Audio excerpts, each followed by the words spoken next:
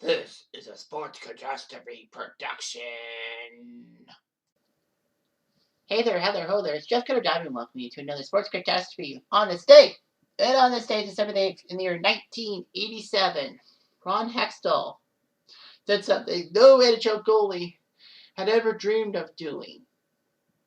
Now, I know that the NHL purists will say, wait a minute, Hextall wasn't the first NHL goalie to score a goal into a net, to score a goal. Well, that's true, because Billy Smith in 1979 was credited with a goal after Colorado's Rob Ramage tried to pass the puck out front and missed and it slid into his own team's net, which meant that Billy Smith, as the last goalie to touch it, actually was credited with the goal. And I know that there was a New York Rangers goalie, Bob Froese, I think, who was going to be credited with a goal, but it was taken away. However, Ron Hextall was the first goalie to actually go for the net, taking a shot. So it's December 8th, 1987. The Philadelphia Flyers, not doing so hot, despite being the defending conference champions, taking on the Boston Bruins, who were doing quite well for themselves at 17-10-2. So, anyway, the Philadelphia Flyers were hosting Boston and all that. So, of course, Billy Smith did it because of his own goal, thanks to Rob Ramage. The final score was 7-4. Colorado still won the game 7-4, which was shocking. Well, they pulled the goalie because it was on a penalty, because it was a delayed penalty. But anyhow, so Boston went into Philadelphia. In the first period, Philly was up 1-0 on a goal by Brian Propp, who was this big guy from the Brandon Wheat Kings. Propp from Rick Tocchet and Pelle Eklund. Not Pelle Lindbergh, Pelle Eklund. Boston would score 2 goals in the second period. Gord Klusak, the oft-injured defenseman who Boston mortgaged as probably being the second defenseman to pair up with Ray Borg. He scored from Bob Sweeney. And then Boston scored a minute later with Keith Crowder from Ken Linsman and Glenn Wesley. And the Rat Linsman.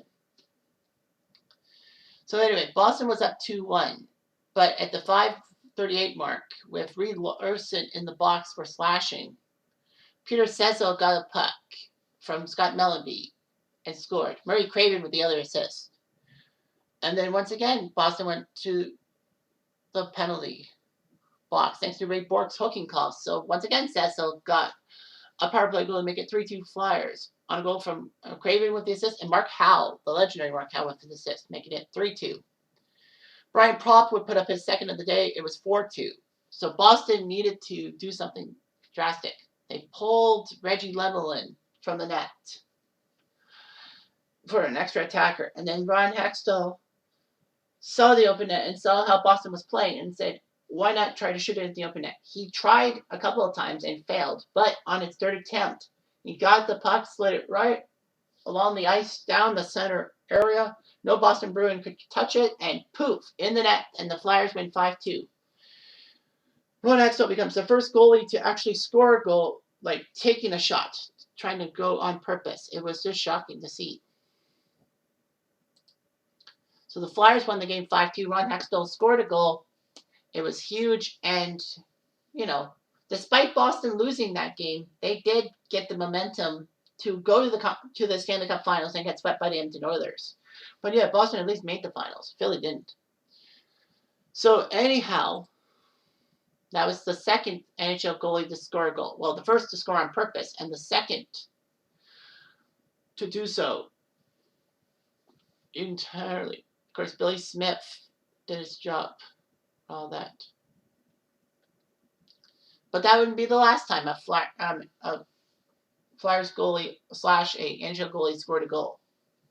Ron Hextall did it again. He was the third person to do that. He decided to shoot on goal when the Capitals were trying to do something about it. So Pete Peters was pulled. Washington was trying to do something, but Hextall put up a goal, and with a minute 2 left, it was shorthanded. Washington was on the power play. Hextall knew the net was empty and shot it and put it dead center. The Flyers would go on to get to the 89 conference finals, but lose to Montreal in a 6-game series that was memorable for something Hextall did, being the negative side, as Hextall charged after Chris Chelios, after Chelios had put Brian Propp out of the series in Game 1 with a body check. Chris Osgood would be the fourth goalie would be the third goalie, the fourth time an empty net goal scored by a goalie. He shot it over center ice against Hartford with 11 seconds left. Marty Brodeur would be the fifth. The fifth time was Marty Brodeur in '97 against the Habs in Game 5, the clinching Game 5 of the series between the Devils and Habs. He went down the ice with 45 seconds left. Damian Rhodes was credited with a goal January 2nd, '99 against the Devils when they pulled Brodeur because of a delayed penalty on Ottawa, but Lyle Oderline shot it into his own net. Ottawa shut out the Devils 6-0 in that game. Brodeur would score his second goal in 2000, but again, it was ineptness. The Flyers pulled Brian Boucher for a delayed penalty, and unfortunately, Damon Lakehow put the puck in his own net. Brodeur was the last Devil to touch it, so he was credited with the goal. Jose Theodore would be the next goalie, January 2nd, 2001 against the Islanders, who pulled John Van Beesbroek. Yes, Van Beesbroek was an Islander goalie. Anyway, Theodore decided to shoot the puck and split it down the middle with 9 seconds left. Habs win 3-0, Theodore getting the shutout. The next season, March 2002, Evgeny Nabokov for the Sharks against the Vancouver Canucks. So Canucks pulled Peter Skudra in the final minute, and then even the Sharks were on the power play. Nabokov shot the puck into the net. It was a power play goal, which was amazing. And all that. Making it 7-4 for the Sharks.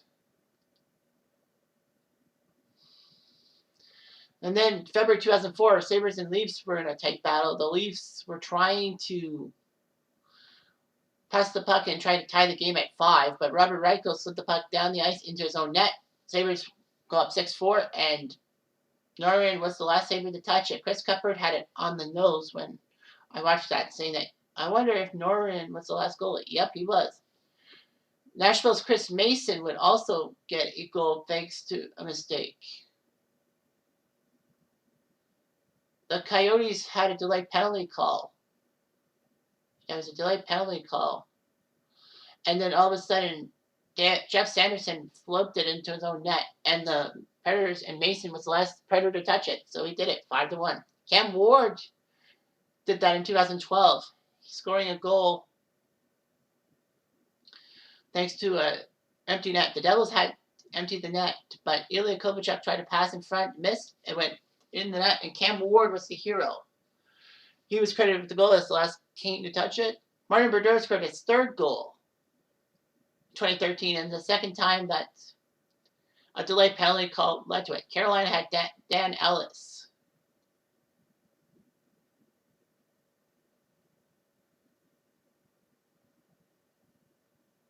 And then it was a huge one.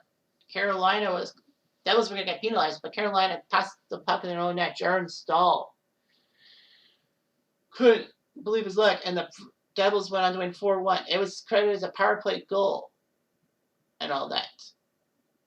Mike Smith of the Coyotes decided to shoot the puck into the empty net against the Red Wings, with it being 4-2. He did it. It just reached the net with less than a second left.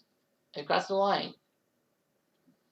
So it was 5-2 Coyotes. And Pekka Rinne is the last goalie to do so. In 2020, he did that against the Blackhawks, scoring on the net in the empty net goal to make it 5-2. Surprised not many goalies tried that tactic. But yeah, it happened 15 times. And Brodeur's the only I was going to say Brodeur's the only goalie to score multiple times, but no, Hextall did. So Brodeur and Hextall have 5 between them. That's amazing. Most NHL players dream of scoring 1 NHL goal, but Brodeur scored 3, and he was a goalie. And Hextall scored 2. So yeah, it started. I thought that every year was going to see a goalie score a goal, but nope, it didn't. How stupid I am. Anyway, I'm Jeff Diamond.